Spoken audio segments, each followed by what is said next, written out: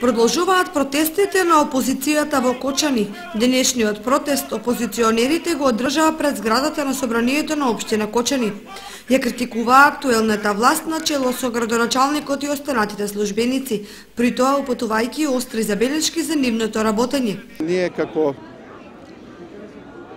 предводници на власта на локално ниво до 2009 во општина Кочани имавме направено доста и граѓаните сето тоа можат да го забележат.